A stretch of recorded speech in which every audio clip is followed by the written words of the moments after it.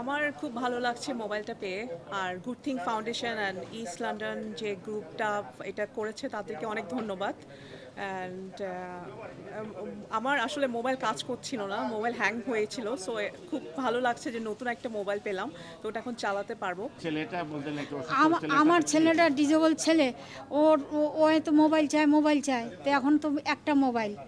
এখন জানি না, আল্লাহ খুশি, আমরা খুবই খুশি। Thank you thank you. আপনি এটা মনে করেন এটা বালা কাম করিটা তারা যে বালা এটা যে যারা নিম্ন আয়ের মানুষের যারা দিরা এটা লাগি তো বালা আল্লাহর কাছেও পাইবা, সমাজের কাছেও একটা পাবো।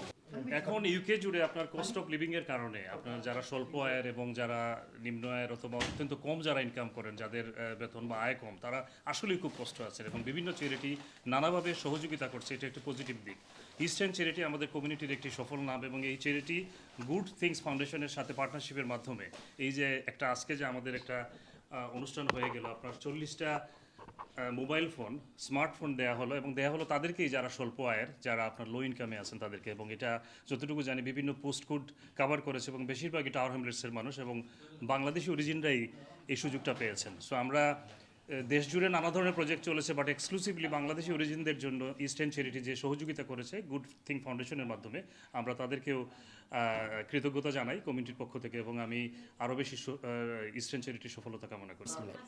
আপনারা নিশ্চয়ই জানেন যে ইস্টার্ন চ্যারিটি আমরা বিভিন্ন সুবিধাবঞ্চিত এবং লোকাল কমিউনিটির জন্য বিভিন্ন কার্যক্রম করে থাকি এবং আমরা গত বছরও পার্টনারশিপে ভার্জিন, বোডা এবং 3G মোবাইলের সাথে আপনার পার্টনারশিপে আমরা যারা বর্তমানে কস্ট অফ লিভিং ক্রাইসিসে এবং যারা ইউনিভার্সাল ক্রেডিটে আছেন, লো ইনকাম ফ্যামিলিদেরকে আমরা গত বছর আমরা সিম দিয়েছি এবং এবার আমরা গুড থিংস ফাউন্ডেশনের সাথে পার্টনারশিপে যারা লো ইনকাম ফ্যামিলি রয়েছেন অথবা কস্ট অফ লিভিংয়ের কারণে তারা অনেক সমস্যার মধ্যে আছেন, তাদেরকে আমরা ফ্রি মোবাইল দিচ্ছি এবং আজকে আমরা অনেকগুলো মোবাইল বিতরণ করেছি। এবং আপনারা জানেন যে মোবাইল অত্যন্ত একটি জরুরি ডিভাইস যার মাধ্যমে সব কিছু করা সম্ভব। এবং আজকে যারা আসছেন অনেক দূর দূরান্ত থেকে আসছেন, অনেক আবার লেস্টার থেকে আসছেন এবং লন্ডনের বিভিন্ন জায়গা থেকে আসছেন এবং আমরা আশা করতেছি যে আগামীতে আমরা গুড থিং ফাউন্ডেশনের মাধ্যমে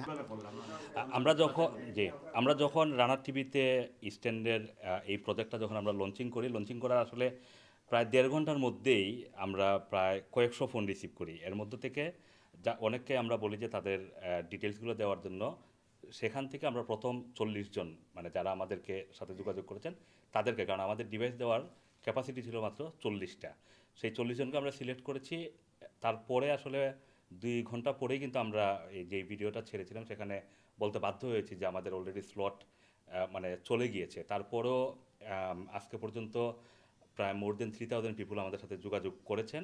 বাট এই মুহূর্তে আমাদের হাতে আর এই কিছু নেই, কিন্তু যদি ভবিষ্যতে আবারও ন্যাশনাল ডিভাইস ব্যাংক এবং ডাটা ব্যাংকের কাছ থেকে যদি আমরা ডিভাইস এবং ডাটা, যেটা মোবাইল ডাটা যে সিমগুলো পাই, আবারও আমরা অ্যানাউন্স করব এবং ঠিক ওইভাবেই যে ফার্স্ট কাম ফার্স্ট সার্ভ এই ভিত্তিতে এটা দেওয়া